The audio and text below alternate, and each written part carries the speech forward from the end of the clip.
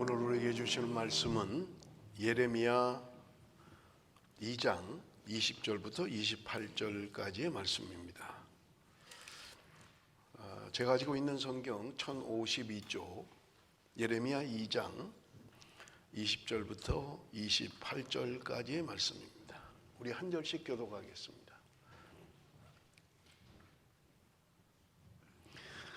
내가 옛적부터 내 멍에를 꺾고 내 결박을 끊으며 말하기를 나는 순종하지 아니하리라 하고 모든 높은 산 위에서와 모든 푸른 나무 아래에서 너는 몸을 굽혀 행음하도다.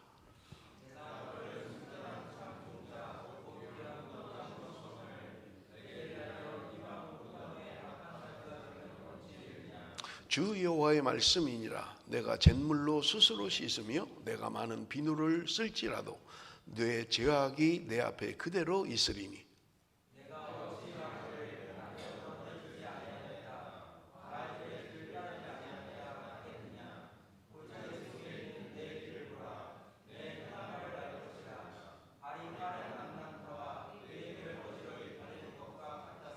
너는 광야에 익숙한 들 암나귀들이 그들의 성욕이 일어나므로 헐떡거림 같았도다.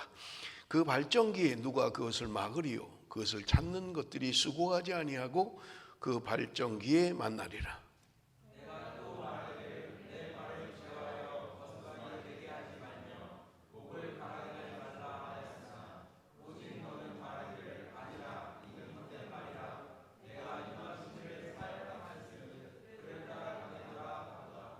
도둑이 붙들리면 수치를 당함 같이 이스라엘 집 곧 그들의 왕들과 지도자들과 제사장들과 선지자들이 수치를 당하였느니라.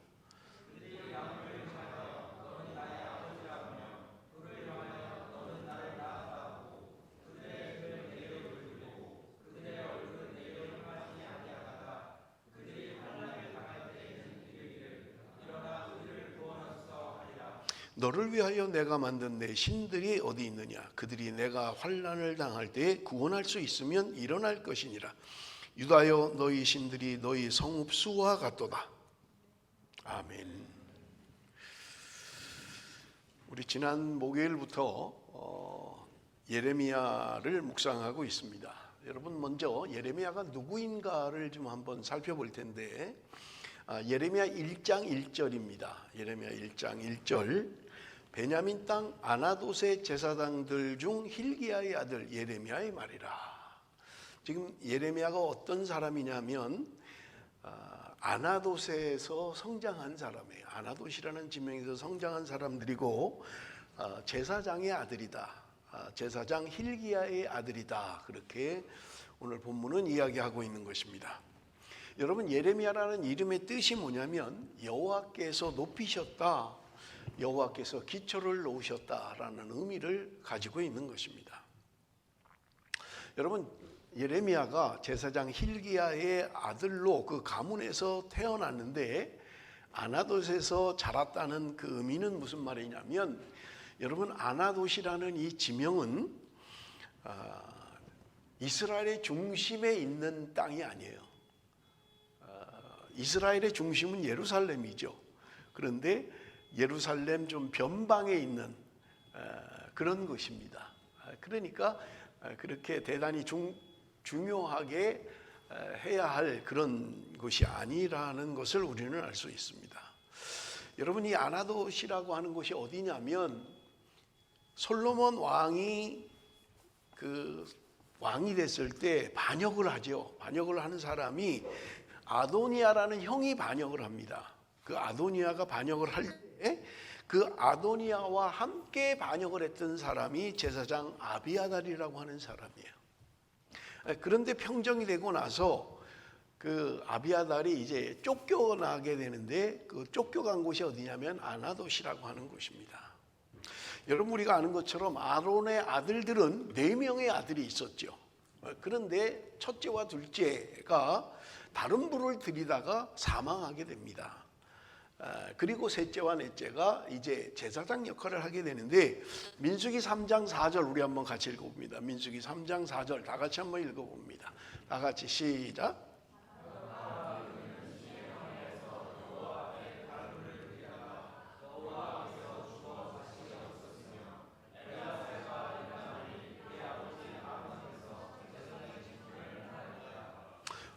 나답과 아비후가 죽었어요. 그리고 나머지 두 아들 엘르아살과 이다말이 아버지 앞에서 제사장 역할을 했다라고 성경은 이야기합니다. 그런데 우리가 성경의 역사를 추적을 하면 그 두 아들 엘르아살의 후손에서 사독이라는 제사장이 나옵니다. 여러분들 사독이란 제사장을 잘 아실 거예요. 많이 나온 정통 제사장을 말하죠. 그리고 이다말의 후손은 우리가 잘 아는 엘리 제사장이 이다말의 후손이에요. 그런데 아도니와 함께 반역을 했던 아비아달은 그 이다말의 후손이었던 것입니다. 그래서 쫓겨나서 살았던 곳이 아나돗이다. 여러분 그렇게 이해를 하시면 될 것 같아요. 쫓겨난 제사장들이 모여 사는 곳. 그러니까 그렇게 사람들 생각할 때 어감이 그렇게 좋지 않죠. 여러분 예수님이 우리가 구약 성경에도 나사렛 예수다 그렇게 하잖아요. 나사렛에서 성장을 했기 때문에 태어나긴 베들레헴에서 태어났지만 자라기는 나사렛에서 주로 성장을 했지요. 그래서 예수님을 이야기할 때 나사렛 예수다 우리가 그렇게 이야기를 합니다. 나사렛이라고 하는 곳은 예루살렘 중심에 있는 땅이 아니에요. 변방이에요. 여기도 마찬가지로. 그런데 이 나사렛이라는 그 당시의 사람들이 생각할 때 나사렛이라고 하는 곳은 그렇게 좋은 곳이 아니었어요. 그래서 나다나엘이 나사렛 예수를 소개하니까 나다나엘이 하는 말이 나사렛에서 무슨 선한 게 나겠느냐라고 이야기했죠. 그러니까 나사렛이라는 지역 자체는 그저 반역자들이 정부를 피해서 도망간 사람들 이런 사람들이 모여 사는 곳이 나사렛이었던 것입니다. 그래서 그런 나사렛에서는 선한 게 나올 수가 없다 그렇게 생각했던 거예요. 여러분 뭐 호주에도 그런 곳이 있는지는 모르겠어요. 어느 지역을 말하면 그렇게 뭐 별로 좋은 지역이 아니네 이렇게 하는지 모르겠습니다만은 미국에는 이제 그런 데가 있잖아요. 뭐 할렘가 그러면 신분이 좀 천한 사람들이 사는 곳을 이야기할 때 범죄가 많고 뭐 이런 도시 그러면 할렘가 그렇게 이야기를 하잖아요. 마찬가지로 아나돗이라고 하는 곳은 그렇게 중심에 있는 도시가 아니에요. 그리고 더군다나 이제 쫓겨난 제사장들이 모여서 사는 곳이니까 사람들 생각에 그렇게 좋게 생각 안 했다는 거예요. 여기 출신인 예레미야가 여기서 어릴 때 자랐고 성장한 그 예레미야가 오늘 본문의 주인공인 것을 우리는 알 수 있는 것입니다. 자, 예레미야가 활동을 언제 했는가를 우리 좀 살펴볼 텐데요. 예레미야 1장 2절 3절 우리 한번 좀 읽어봅니다. 예레미야 1장 2절 3절 다 같이 시작.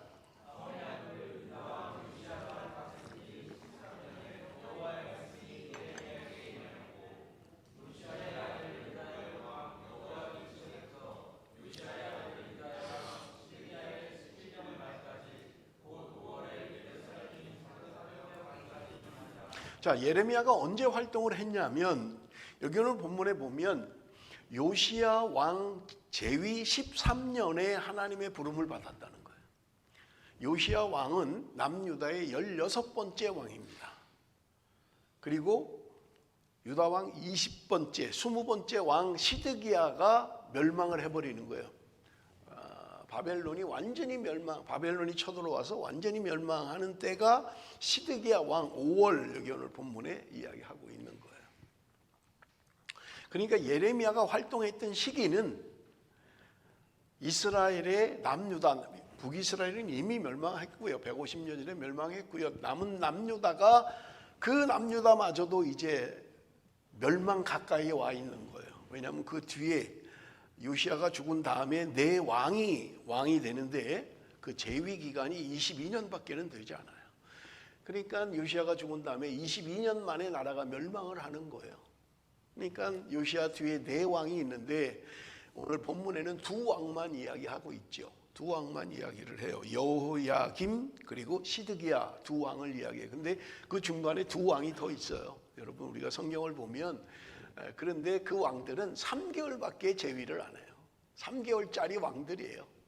그러니까 아예 뭐 빼버린 것 같아요. 그냥 11년 했던 여기 오늘 본문에 나오는 여호야김이 11년 재위를 했고 그 다음에 시드기야가 11년을 재위를 했습니다. 그래서 남유다가 멸망을 하는 거예요. 그러니까 예레미야가 활동했던 그 시기는 남유다의 멸망 끝자리에 있다라고 하는 것을, 그리고 멸망까지를 다 본 사람이에요, 예레미야는. 그러니 얼마나 비운합니까? 그래서 예레미야를 가리켜서 눈물의 선지자다, 그렇게 별명을 붙여준 거예요. 눈물의 선지자다. 나라와 민족을 위해서 눈물로 기도하고 눈물로 호소하고 눈물로 예언했던 선지자. 그래서 예레미야는 눈물의 선지자다. 여러분들이 기억하실 것은 예레미야 그러면 눈물의 선지자, 이렇게는 기억을 하셔야 돼요. 남유다의 마지막을 예언하고 활약을 했던, 사역을 했던 선지자였다. 자, 정치적 상황은 제가 여러 번 여러분들 지도를 가지고도 말씀을 드렸고 했습니다마는, 이스라엘은 강대국 사이에 끼어 있는 나라예요. 그러니까 밑으로는, 남방 쪽에는 이집트라고 하는 이집트 제국이 있는 거예요. 그리고 지금 이스라엘 위쪽으로는 우리가 성경에 등장하는 아수르, 바벨론, 페르시아, 이런 엄청난 제국들이, 물론 나중에 헬라 제국, 로마 제국까지 전부 다 위쪽에 포진하고 있는 거예요. 그러니까 밑에 있는 이집트가 영토를 확장하기 위하여 올라가려면 이스라엘을 거쳐서 올라가야 돼요. 북쪽에 있는 대국들이 밑에 있는 이집트를 집어삼키려면 반드시 이스라엘을 지나가야만 하는 거예요. 그러니까 큰 나라들 사이에, 제국과 제국 사이에 끼어 있는 나라가 이스라엘이에요. 그러니까 늘 불안한 거죠. 그래서 여러분, 우리가 이스라엘의 성경의 역사를 보면 이스라엘의 왕들이 대국의 눈치를 보는 거예요. 내가 이집트에 붙어야 우리가 좀 평안하냐? 아니면 위쪽 강한 나라 아수르, 바벨론에 붙어야 우리가 좀 평안하냐? 늘 왕들이 그런 외교적인 그런 것을 했던 것을 우리가 볼 수 있는 것입니다.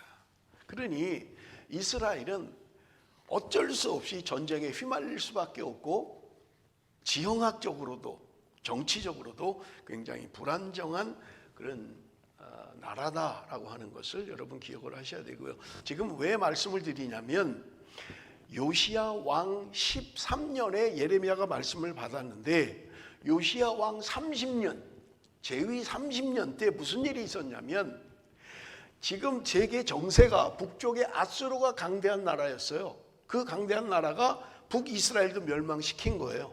그런데 바벨론이라고 하는 신흥 제국이 일어나기 시작하는 거예요. 세력이 점점 커지는 거예요. 그러니까 아수르와 바벨론이 이제 전쟁 직전에 있는 거예요.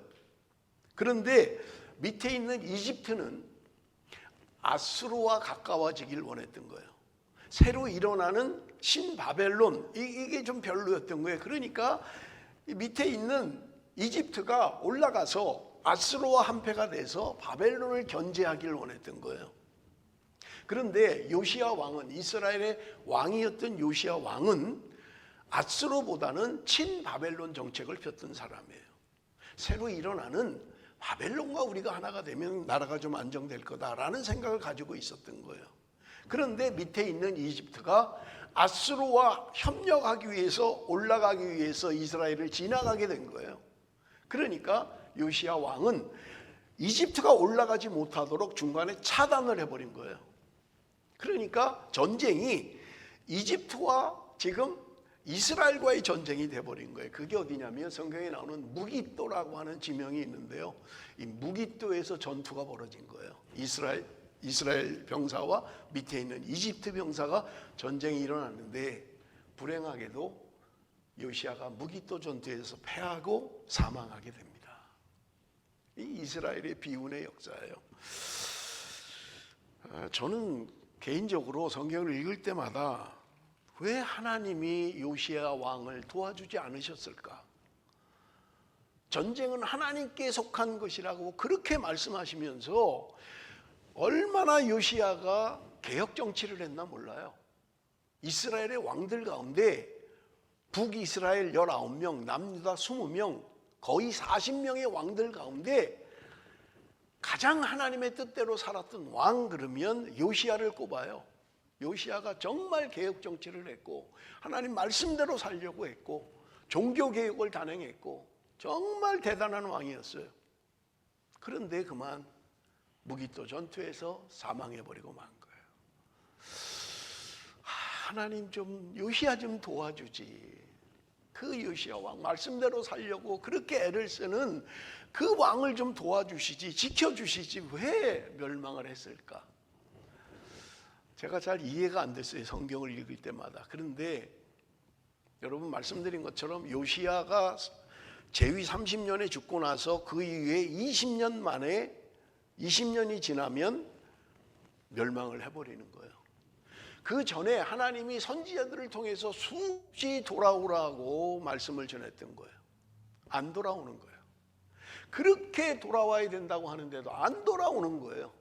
결국 하나님은 이스라엘을 멸망시키기로 작정하시는 거예요. 얘네들은 그냥 돌아올 상황이 아니다. 망해봐야 정신을 차린다. 하나님은 이미 결정했던 거예요. 그것을 예레미야가 예언했던 거예요. 그러니까 예레미야는 싸우지 마라. 이거 끝났다 이미. 하나님이 작정했다. 우리는 바벨론 포로로 끌려가는 거야. 망하고 나라가 망하고 바벨론으로 끌려가는 거야. 그게 하나님 뜻이야. 그러니까 싸우지 마. 죽지 마. 그렇게 예언을 했던 거예요. 그러니까 하나님은 위대한 왕이 있긴 했지만 그 나라 민족이 이미 기울어져 버린 거예요. 그러니까 하나님이 그들을 죽이시기로 멸망시키시기로 작정하셨다는 말입니다. 20년 만에 요시야가 죽고 20년 만에 시드기야 왕 11년 5월에 바벨론이 3차 침입을 단행함으로 말미암아 이스라엘은 완전히 멸망하고 이 땅에 나라가 없어져 버리고 마는 거예요. 나라가 없어져 버려요. 독립된 나라가 없었어요. 그리고 2000년이 지나서 이 시대에 와서 이스라엘이 돌아가서 이스라엘을 재건하는 것이 이스라엘의 지금 현재 이스라엘의 역사인 것입니다. 자, 우리 한번 성경을 좀 볼 텐데요. 예레미야 2장 1절에서 3절 우리 한번 봅니다. 예레미야 2장 1절에서 3절 다 같이 시작.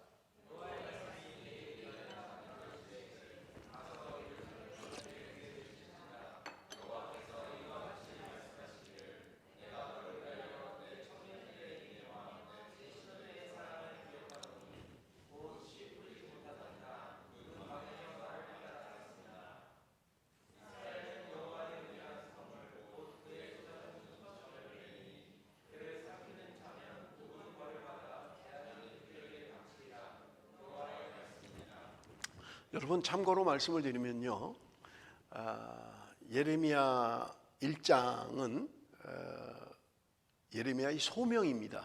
하나님이 예레미야를 부르시는 내용이 1장에 기록되어 있어요.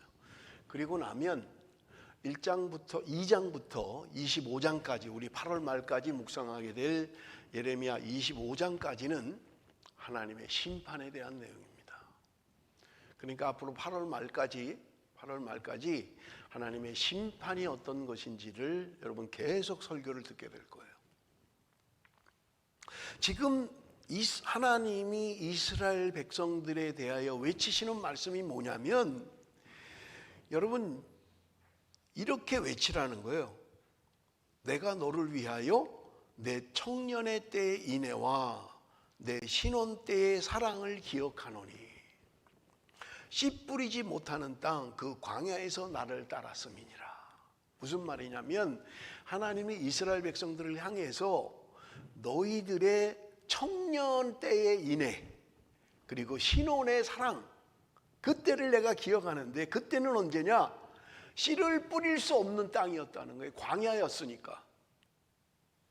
너희들이 주거가 안정되지 않고 먹을 것이 안정되지 않고 힘들고 어려운 그 시절 광야 시절에 너희들이 나를 따랐다는 거예요. 그래서 나는 너희들을 기억하기를 청년 때의 인애, 신혼 때의 사랑으로 기억하고 있다고 말씀하시는 거예요. 여러분 이스라엘 백성들이 광야에서 얼마나 불순종했어요. 10번씩이나 하나님 부인하고 떠나고 그랬잖아요. 기억하기를 그 광야의 삶을 청년 때의 인애다. 그리고 신혼의 사랑이다. 여러분 우리가 한 인간의 인생을 살펴볼 때 가장 전성기, 가장 피크가 언제예요? 청년의 때지요. 청년 때. 아니에요? 노년에 갈수록 좋아요? 우리 권사님들 청년 때보다 지금이 훨씬 좋으세요? 아니죠. 다 청년의 때가 누구나 인간에겐 피크예요. 저도 뭐 청년 때 신앙생활도 뭐 밤새고 철야해도 집에 가서 한두 시간만 자면 뭐 회복이 다 되는 거예요, 그냥. 그 다음날 또 일어나서 하고. 지금은요, 못해요. 그렇게 하면 큰일 나요, 제가. 몸이 안 돼요, 그렇게. 그러니까 이게 한 인간의 인생 가운데도 청년의 때, 뭐 말하면 한 20살에서 한 30살, 요 때가 인생의 피크잖아요. 근데 하나님이 청년 때 가장 너희들이 좋았던 그때 인애를 기억하고 있다는 거예요. 여러분, 인애라는 말은 무슨 말이냐면 히브리어인데 헤세드라는 말입니다. 헤세드. 하나님의 인애라는 말이에요. 그런데 여러분, 개역 성경, 우리는 개역 개정 성경을 읽은 거예요. 개역 성경, 개역 한글 성경에는 우의라고 번역을 했어요. 우의. 그리고 표준세 번역에는 진실이라고 번역을 했고요. 현대인의 성경에는 헌신 이렇게 번역을 했어요. 청년 때의 우의, 청년 때의 진실, 청년 때의 헌신 이렇게 번역했다는 말이에요. 킹 제임스 버전은 영어 성경은 kindness라고 그렇게 번역을 했어요. kindness라는. 그다음에 NRSV는 devotion이라고 번역을 했어요. 그러니까 청년 때의 그 헌신, 청년 때의 그 진실함, 그것으로 기억을 하고 있다는 거예요. 비록 너희들이 힘들고 어려웠지만 그때는 씨를 뿌릴 수도 없고 뭘 거둘 수 있는, 늘 이동을 해야 되니까요. 뭐 안정된 주거가 있는 것도 아니고요. 그렇게 힘들고 어려운 시절이었지만 나는 너희들을 기억하고 있다. 신혼의 사랑으로 기억하고 있다는 거예요. 뭐 결혼하신 분들, 일부 예배 때에는 결혼하지 얼마 안 된 영건모 홍주희 부부가 있어서 아직도 신혼이냐 물어봤어요. 여행 갔다 와갖고 이제 끝났지, 신혼. 여러분, 성경에는요, 구약 성경에 1년간을 결혼하고 나면 1년간을 전쟁이라도 군대에 소집을 하지 않아요. 군인으로 소집 안 하는 거예요. 1년간은 결혼하고 나면 아내를 즐겁게 하라는 거예요. 남편을 즐겁게 하라는 거예요. 그래서 성경에는 신혼의 기간을 그래도 1년 정도 생각하시는 것 같아요. 여러분, 우리가 신혼 때를 생각하면 다 그렇잖아요. 뭐 신혼 때니까 경제적으로 안정되지 않잖아요. 뭐 대부분이 뭐 아주 한 10%, 상위 10%는 부모가 사주는 집에, 뭐 부모가 사주는 차에 이렇게 시작하는 사람도 있겠지만 대부분 신혼 때는 그냥 참 힘든 시절이잖아요. 부부가 맞벌이 해야 되고, 그저 막 그렇게 집이라도 한 칸 살라고 전략해야 되고 하는 시절. 그 신혼의 사랑으로 하나님이 기억하고 있다는 거예요. 너희들은 먹을 게 없고 안정된 집이 없고 힘들었는지 모르지만 하나님은 이스라엘 백성들을 향하여 청년의 인애, 신혼의 사랑으로 기억하고 있다고 말씀하고 있는 것을 우리는 볼 수 있습니다. 그런가 하면 3절에 보면 하나님이 그들을 구별했다고 이야기합니다. 그래서 3절에 보면 그의 소산 첫 열매다.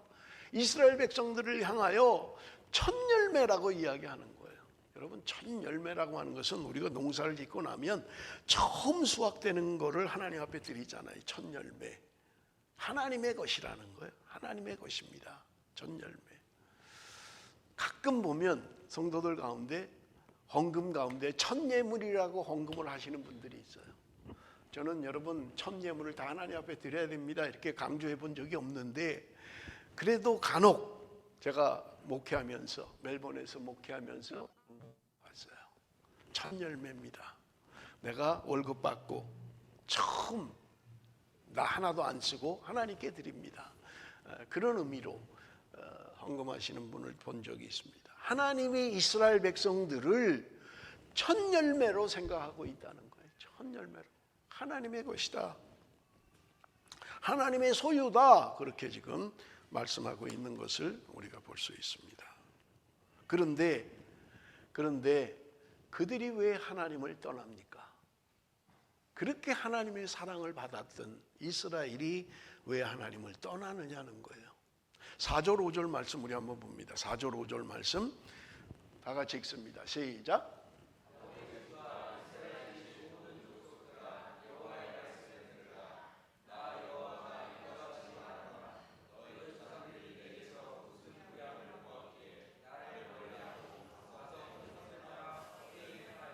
하나님이 지금 말씀하시는 거예요. 내가 너희들한테 잘못한 게 뭐냐 도대체. 너희들이 나에게 무슨 불의함을 받길래 나를 떠나고 하나님을 버리느냐고 지금 이야기하고 있는 거예요. 내가 너희들한테 뭘 잘못했니 도대체. 하나님이 지금 그걸 말씀하시는 거예요. 그러면서 6절을 보십시오. 그들이 우리를 애굽 땅에서 인도하여 내시고 광야고 사막과 구덩이 땅 건조하고 사망의 그늘진 땅 사람이 그곳으로 다니지 아니하고 그곳에 사람이 거주하지 아니하는 땅을 우리가 통과하게 하시던 여호와께서 어디 계시냐 하고 말하지 아니하였도다. 여러분, 이스라엘 백성들이 출애굽을 해서 약속의 땅까지 들어가는 그 광야 여정, 그것은요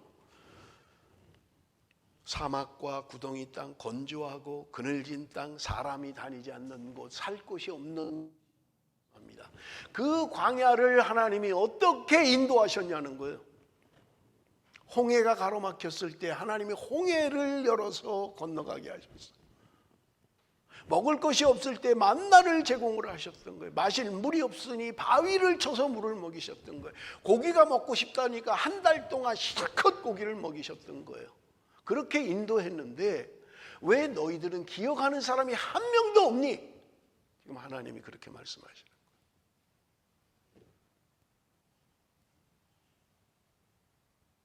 하나님을 잊어버린 거예요.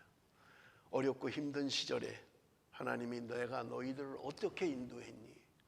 내가 너희들을 어떻게 지켜줬니? 그런데 너희들은 왜 내가 한 걸 한 명도 말하지 않느냐?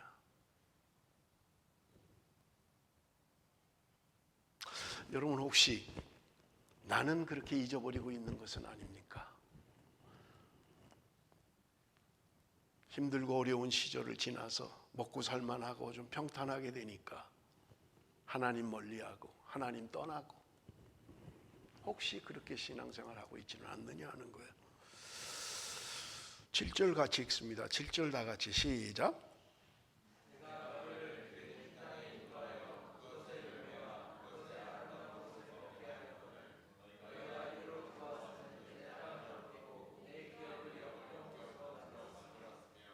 하나님이 광야를 지나서 기름진 땅, 약속의 땅, 가나안 땅에 인도하신 거예요.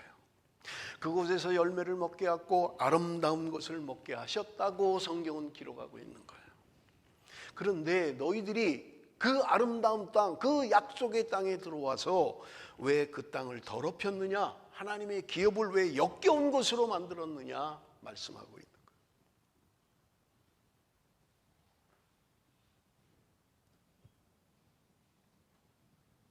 저는 말씀을 준비하면서 이스라엘 백성들은 왜 하나님을 버렸을까? 왜 배반했을까?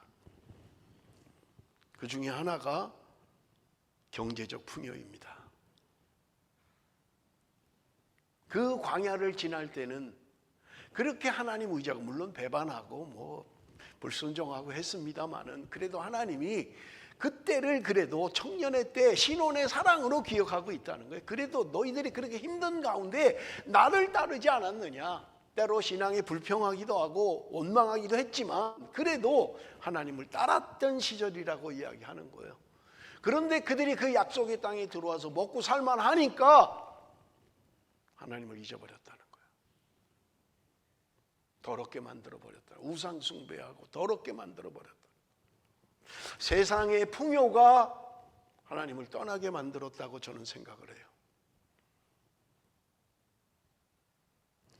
여보, 죄송합니다.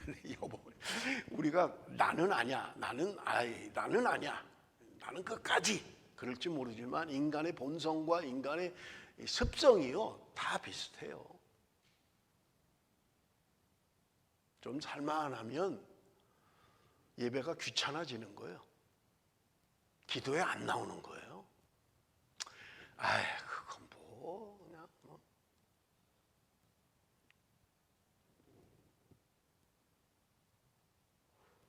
왜 이렇게 돼야만 합니까? 8절 보십시오. 제사장들은 여호와께서 어디 계시냐 말하지 아니하였으며 율법을 다루는 자들은 나를 알지 못하며 관리들도 나에게 반역하며 선지자들은 바알의 이름으로 예언하고 무익한 것들을 따르느니라. 여기 나오는 사람들은요, 종교 지도자들이에요. 정치 지도자들입니다. 제사장, 율법을 다루는 자, 선지자, 관리, 이런 사람들이 하나님을 기억하지 않았다는 거예요. 제사장들, 가장 가까워야 될 하나님의 제사장들이 하나님이 어디 계시냐 말하지 않았다는 거예요. 율법을 다루는 자들이 하나님을 알지 못했다는 거예요.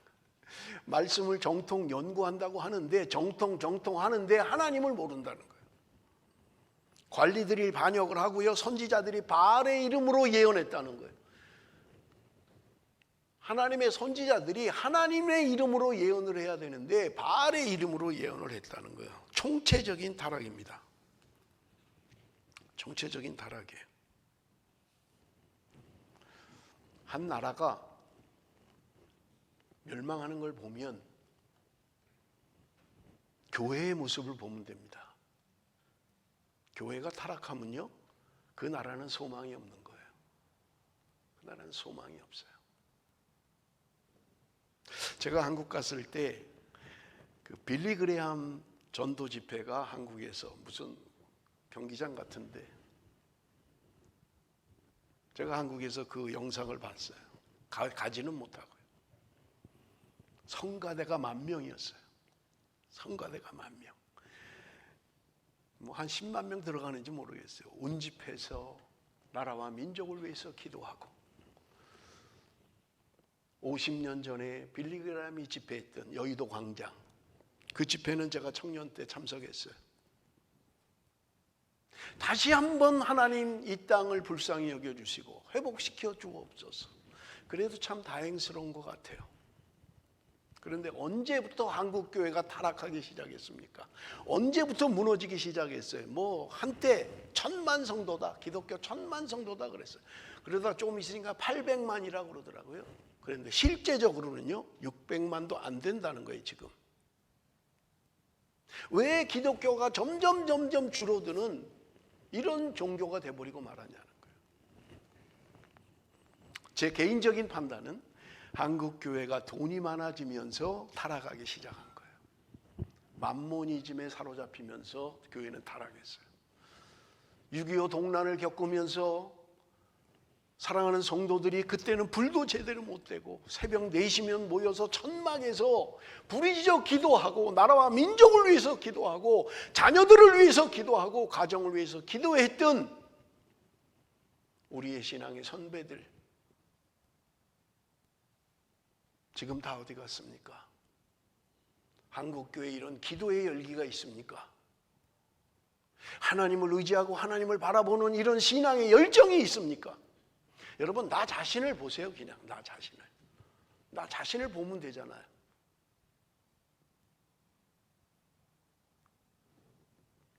그냥 주일 한 번 억지로 나와서 오늘 목사님 말씀이 기시네, 좀 빨리 끝내지, 빨리 밥 먹고 집에 가야 되는데, 언제부터인가 기도의 자리에 나오지 않는 거예요. 여러분 자신을 한번 보세요. 그냥 언제 금요철야에 나왔습니까? 언제 새벽기도 나왔어요?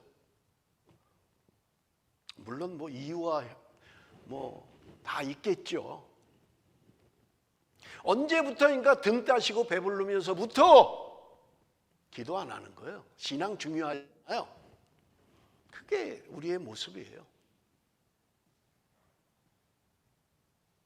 절체절명의 위기에 있을 때 그래도 한국 그리스도인들이 새벽마다 일어나서 밤을 새고 기도하며 나라와 민족을 위하여 기도했던 결과가 오늘 우리가 이만큼 살게 됐는데 언제부터인가 잊어버린 거예요. 언제부터인가 잊어버린 거예요. 13절 봅니다. 13절 이스라엘의 죄가 무엇인지를 살핍니다. 13절 다 같이 시작.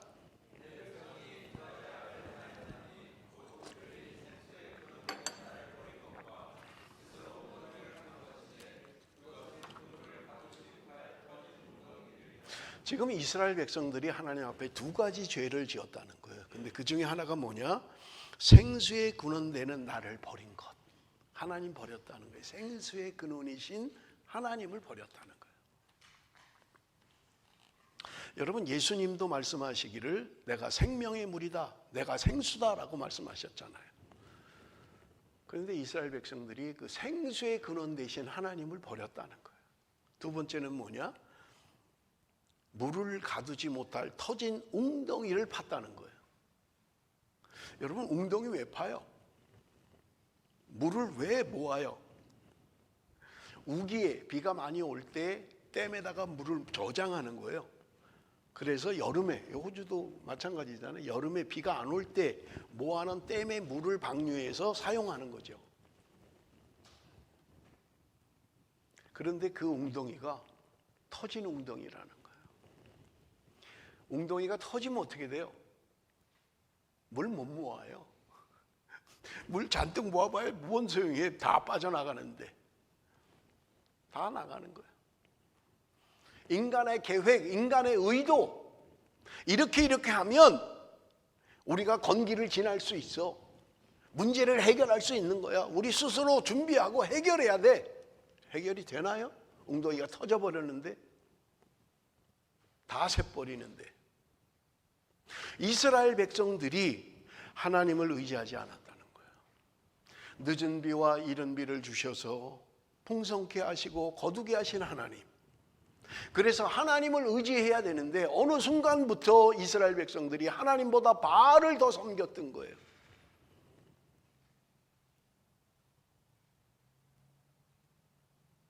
세상의 풍요를 따라가는 거예요. 하나님 의지하고 살아야 될 하나님의 백성들이 세상의 풍요를 따라가는 거예요. 여러분, 우리의 모습은 아닙니까? 힘들고 어려울 때 하나님을 의지하고 하나님을 찾다가 조금 괜찮아지면 하나님 멀리하는 거예요. 문제는 그것만이 아닙니다. 23절, 35절 우리 한번 봅니다. 23절부터 다 같이 시작.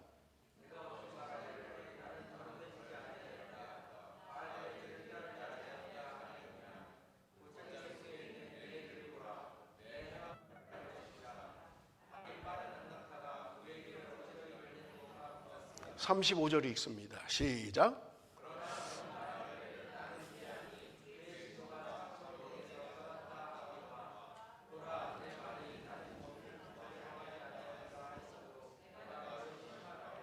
무슨 말이에요? 이스라엘 백성들이요, 자기들의 죄를 모르고 있는 거예요. 나는 더럽힌 적 없어요. 나 하나님 버린 적 없다고요. 지금 그러고 있는 거예요, 지금. 그러니까 하나님이 하시는 말씀이 뭐예요? 골짜기 속에 있는 내 길을 좀 봐라. 네가 어떻게 행했는지. 나 하나님 버린 적 없어요. 나 더럽혀지지, 바알 따르지 않았어요. 그런데 하나님은 네 습속에 네 길을 좀 봐. 네가 어떤 길을 걸어왔는지, 네가 지금 하고 있는 행동이 어떤 건지 좀 봐. 그래도 네가 깨끗하다고 할래? 나 죄 안 졌다고 할래? 너 하는 길이 보이는데. 하나님이 그걸 말씀하고 있는 거예요. 그런데도 자기들은 죄 안 졌다는 거예요. 왜 이럴까요? 왜? 예배 드리거든요. 주일날 나와서 예배 드려요. 그러니까 내가 무슨 바알을 따라갑니까? 나는 여기 교회 나와서 예배 드리는데 무슨 우리가 우상 숭배를 해요? 이렇게 생각하는 거예요. 종교 혼합주의가 돼버리고 만 거예요. 예배하러 나오긴 나오는데 세상의 풍요를 더 따라가는 거예요. 여러분, 오늘 우리의 기도의 제목이 뭡니까? 어떤 기도를 하고 계세요? 그냥 다 나 잘 되라는 것 뿐이지 않아요?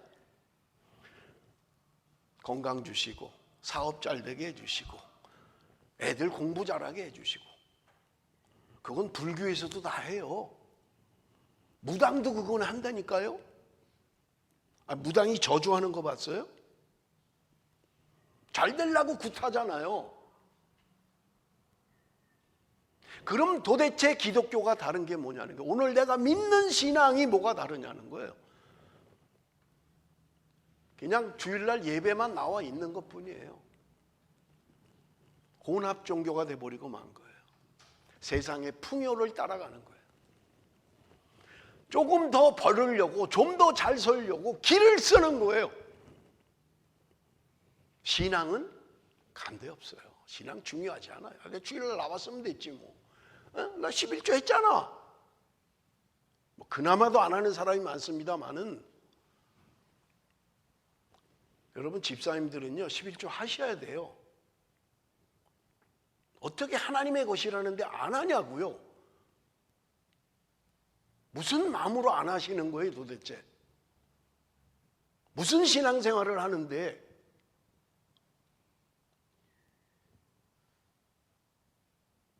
그러니까 겉으로는 나 예수 믿어, 나 집사야, 장로야, 목사야 하는 거예요. 그런데 하나님은 너희가 나를 버렸어.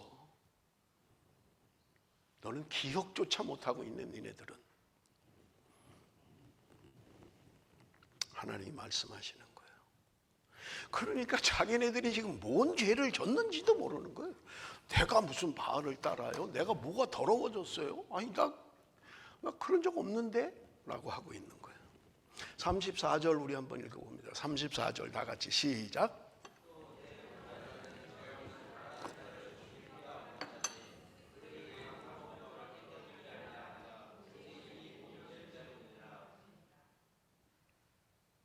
내 옷단에는 죄 없는 가난한 자들의 죽인 피가 묻어 있다는 거예요. 그런데도 나 죄 없다. 지금 이웃의 피가 내 옷단에 묻어 있는데 무슨 말이에요? 이웃의 아픔을 신경 쓰지 않았다는 거예요. 내 배만 채우면 된다는 거예요. 이웃이라는 것은 내 재산 증식의 수단인 것 뿐이에요. 그 사람들이 죽든 말든 상관없고 나를 위해서 돈만 벌어주면 되는 거예요. 그런 악덕 기업주는 없나요? 그리스도인이라는 이름을 가지고 있으면서 임금 착취하고 니네들은 죽든가 말든가 나만 배부르면 돼, 나만 잘 되면 돼, 내 배만 부르면 돼. 혹시 그렇게 살고 있지는 않느냐는 거예요. 가난한 자의 죽은 피가 내 옷에 묻어 있다는 거예요. 내 옷에 묻어 있는 게 피가.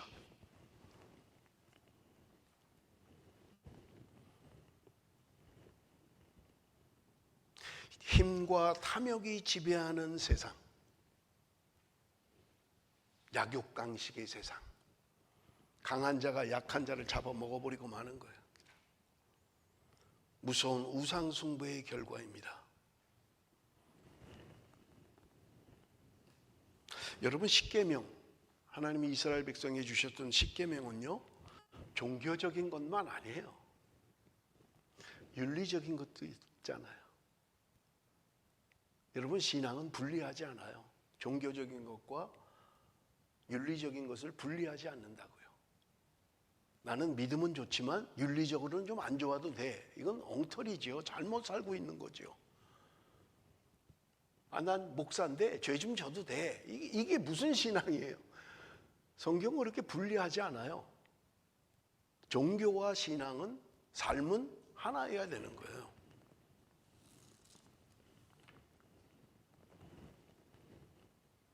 하나님에 대한 신뢰가 깨지면 이웃과의 관계도 반드시 깨져버리는 거예요. 그런 신앙이 있나요? 나는 하나님과 나만 좋으면 돼. 난 이웃은 나하고 상관없어. 그래요? 성경 어디에 그렇게 말씀하세요? 예수님도 첫째 되는 계명, 하나님을 사랑하는 거다. 둘째 계명은 뭐냐? 이웃을 사랑하는 거다. 사랑이를 얘기하잖아요. 그것이 율법과 선지자의 강령이다. 너희들의 믿음의 최종은 사랑이라는 거예요. 사랑, 이웃 사랑. 하나님 사랑과 떨어져 있어요? 하나님은 사랑하는데 이웃은 사랑하지 않는 게 가능해요? 불가능해요. 그건 안 되는 거예요. 그렇게는. 그래서 여러분, 우리 지난주에 묵상했잖아요. 디도서 3장 8절 우리 한번 같이 읽어봅니다. 디도서 3장 8절 다 같이 시작.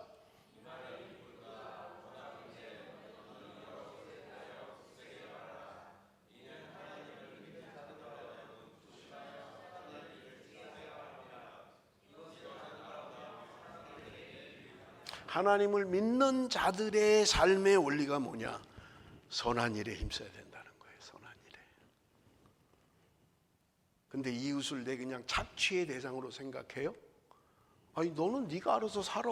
난 내가 알아서 할 테니까. 너는 잘해. 내가 뭐 너한테 신경 쓸 게 뭐 있냐? 너가 죽든지 말든지 너는 그냥 살고 나는 내 가족만 챙기면 되고. 그게 맞아요? 성경적 원리에 이웃을 내 몸처럼 사랑해라. 여러분, 내 몸에 상처가 조금 나봐요. 가시만 하나 찔려봐요. 얼마나 신경 쓰이고 아프고, 얼마나 불편하고. 그렇게 사랑하려는데 하나님이 나는 상관없다고 생각해요? 하나님을 믿는 자라면 선한 일에 힘을 써야 된다라고 말씀하고 있잖아요. 이것이 아름다우며 사람들에게 유익한 것이다. 말씀을 맺겠습니다. 이스라엘 백성들은 하나님을 광야나 흑암으로 여겼던 것입니다. 율법을 멍해로 생각했던 거예요. 그래서 하나님을 떠날 수밖에 없었고 바알을 따르는 풍요로운 삶이 하나님을 떠나게 했던 것입니다. 하나님을 의지하고 하나님을 믿어야 될 하나님의 백성들이 하나님을 떠났던 거예요. 자신들의 죄를 알지 못했던 것입니다. 하나님을 예배한다고 했지만 그들 속에는 바알의 신앙으로 가득 찼던 거예요. 세상의 풍요, 그것이 그들을 지배하는 것이었습니다. 더 잘 살아야 돼, 더 많이 가져야 돼, 더 좋은 거 취해야 돼. 끝도 없는 욕심에 사로잡혀서 신앙은 온데간데 없는 거예요. 예배하는 것도 귀찮은 거예요. 기도하는 거? 아이고, 뭘 실시간에 모여서 기도한다고. 많이 해봐야 1시간 반 해요. 철야기도 8시부터 9시 반. 어느 때는 9시면 끝나요. 안 나와요. 근데 애들이 어려서 들쳐 업고도 나왔는데 애들이 다 컸잖아. 이제 무엇 때문에 기도를 안 하는 거예요 도대체? 무슨 배짱으로, 무슨 신앙으로? 애들 들쳐 업고도 나왔잖아요. 기도하러, 기도의 자리에. 근데 지금은 왜 못 하시는 거예요?